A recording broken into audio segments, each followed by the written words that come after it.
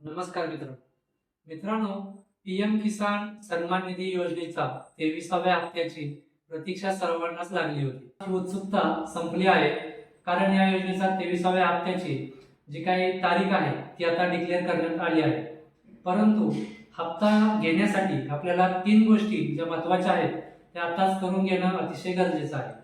त्याच्यामध्ये पहिली गोष्ट म्हणजे आपली लँड सीडिंग हे ओके असणं अतिशय गरजेचं आहे. जर लँड सीडिंग तुमची ओके नसेल तर तुम्हाला पीएम किसान योजनेचा 23वा हप्ता हा मिळणार नाही. त्याचबरोबर तुमचं आधार सीडिंग जे काही आपल्या बँकेमध्ये आपलं आधार कार्ड लिंक आहे, पीएम किसानचा हप्ता हा डीबीटी मार्फत येत असतो. त्याच्यामुळे आपल्या बँकेमध्ये आपलं आधार सीडिंग करून घेणं गरजेचं आहे. ते आधार सीडिंग जर नसेल तरी सुद्धा तुमचा हप्ता हा मिळणार नाही. आणि त्याचबरोबर सर्वात महत्त्वाचं म्हणजे आता सर्वांना ई-केवायसी करणं अतिशय बंधनकारक केलं आहे.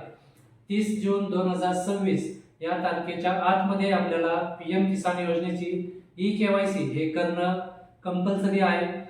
ते केवायसी जर केली नाही तर आपल्याला पीएम किसान योजनेचा 23वा हप्ता मिळणार नाही.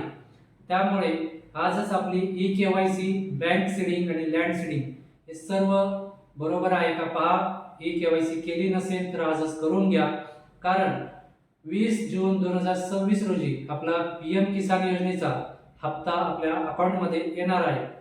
4च दिवस बाकी आहेत. त्याच्यामुळे आत्ताच जाऊन आपल्या मोबाईलमध्ये जर आपल्याला जमत असेल तर आपल्या मोबाईलमधून ई-केवायसी करा. जर आपल्याला जमत नसेल तर आपल्या जवळच्या सीएससी केंद्र, महाई सेवा केंद्र किंवा आपले सरकार सेवा केंद्रामध्ये जाऊन तुम्ही फेस केवायसी किंवा अंगठा लावून तुमची केवायसी हे तिथून करून घेऊ शकता. त्यानंतर तुमचा 23वा हप्ता हा लगेच तुमच्या अकाउंटला जमा होईल.